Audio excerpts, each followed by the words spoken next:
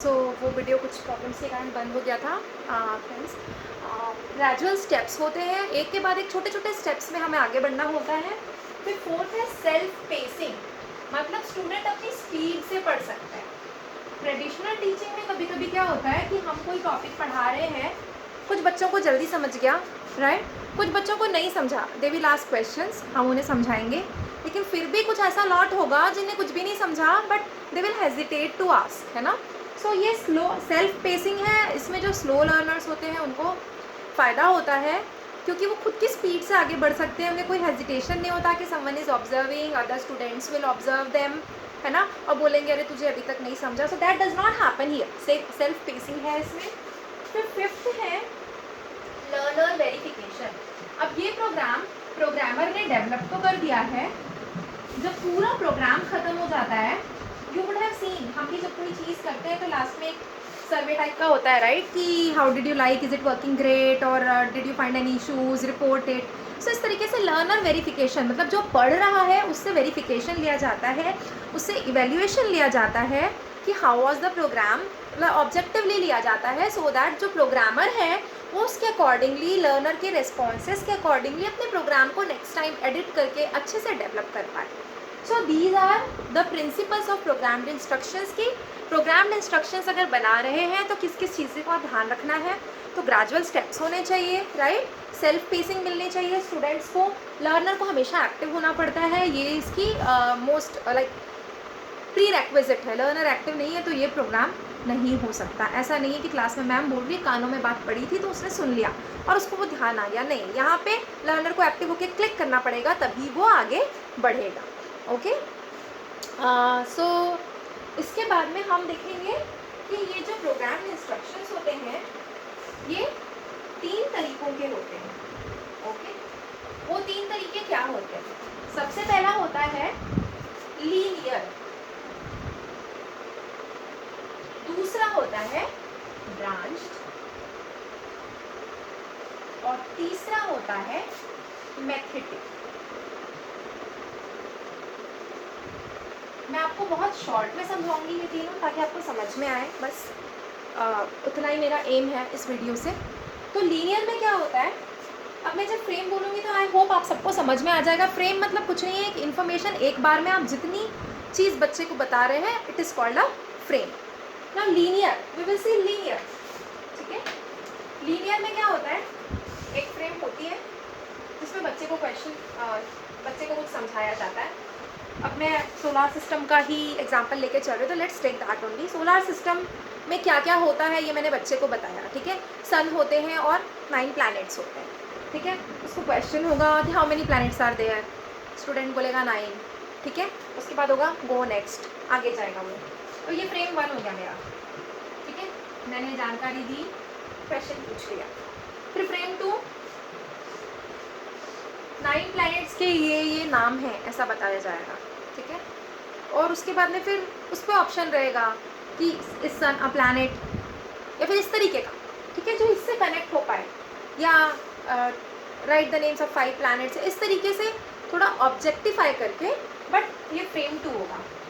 अब यूज़र ने इसका गलत आंसर दिया, इसका भी गलत आंसर दे सकता है, गलत दिया तो वहीं रुका रहेगा, उसको सही देना पड़ेगा तभी वो आगे बढ़ पाएगा, ठीक है।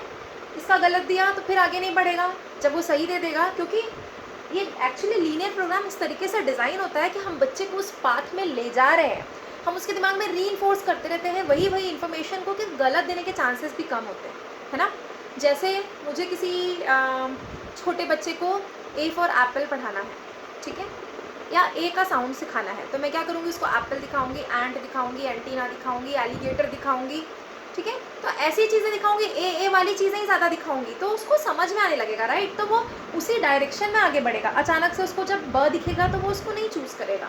तो इसमें जो है स्टूडेंट्स को एक डायरेक्शन दी जाती है, उनको बार बार वही चीज़ को रिपीटेडली फ्रेम्स में प्रेजेंट किया जाता है ताकि उनको समझ में आए। तो फ्रेम 2 से फिर वो आगे बढ़ेगा, अगर सही आंसर दिया तो वो फ्रेम 3 में जाएगा। अब आप यहाँ पे देखोगे, बच्चे ने अगर गलत किया तो कुछ नहीं हो रहा है, राइट, उसको बताया नहीं जा रहा है आपने क्यों गलत किया, आपने क्या गलत किया, राइट, वो नहीं समझाया जा रहा है। बस सही किया तो आगे बढ़ो, गलत किया तो रुक जाओ, जब तक सही नहीं दोगे तब तक रुक जाओ। तो बच्चा बार बार वही देख के सीखता जाता है। ठीक है, तो ये एक ही डायरेक्शन में बढ़ता है आगे, इसलिए इसे कहते हैं लीनियर प्रोग्रामिंग। नाउ इसको लीनियर को एक्सट्रिंसिक भी बोलते हैं। एक्सट्रिंसिक मतलब बाहर से। क्यों ये बाहर से? क्योंकि इसका जो रेस्पॉन्स है it is regulated, it is controlled by the programmer. Response is controlled by the programmer. I will explain this to you. Response is controlled by programmer. और programmer कहाँ बैठा है? वो अभी सॉल्व कर रहा है क्या इसको? नहीं, उसने बना दिया है और वो बस बाहर बैठा हुआ है, राइट? कहीं बैठा होगा जहाँ भी वो होगा, एंड बच्चा is doing the program. So response is controlled by programmer.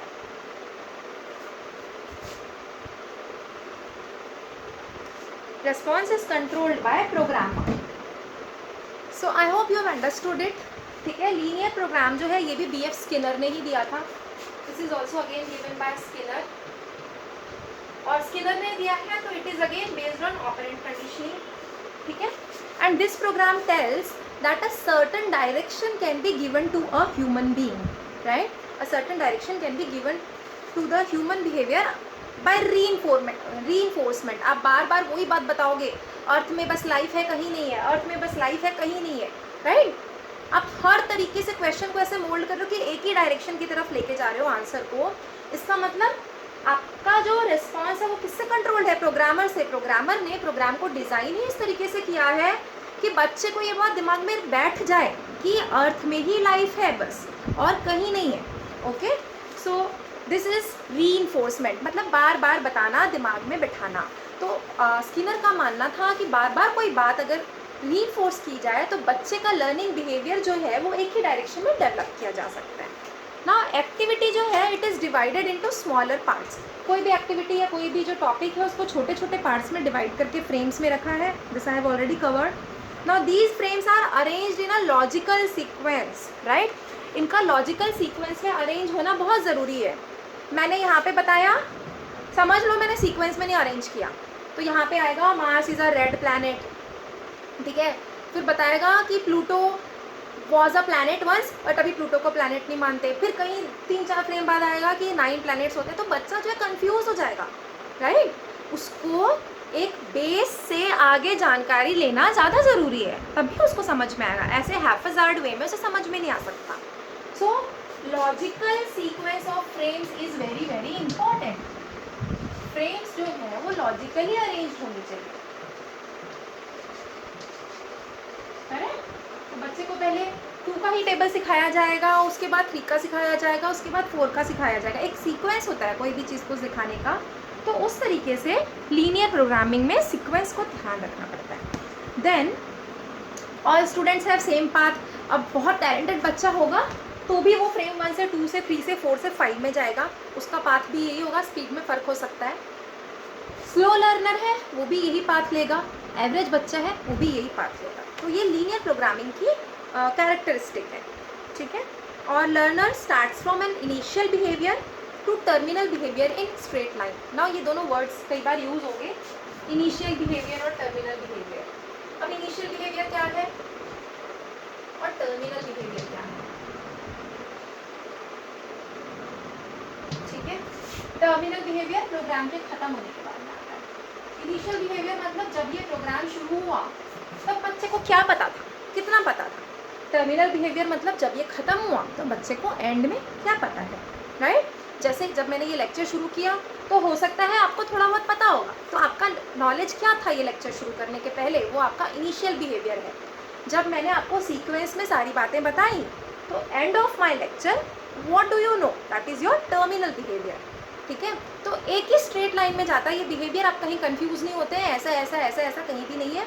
मैंने आपको लाइन से बताया टेक्नोलॉजी की अप्रोचेस क्या है, फिर मैंने प्रोग्राम्ड इंस्ट्रक्शंस बताया, राइट. प्रोग्राम्ड इंस्ट्रक्शंस में मैंने बताया लीनियर होता है, ब्रांचिंग होता है, मैथेटिक होता है. अब मैं लीनियर एक्सप्लेन कर रही हूँ.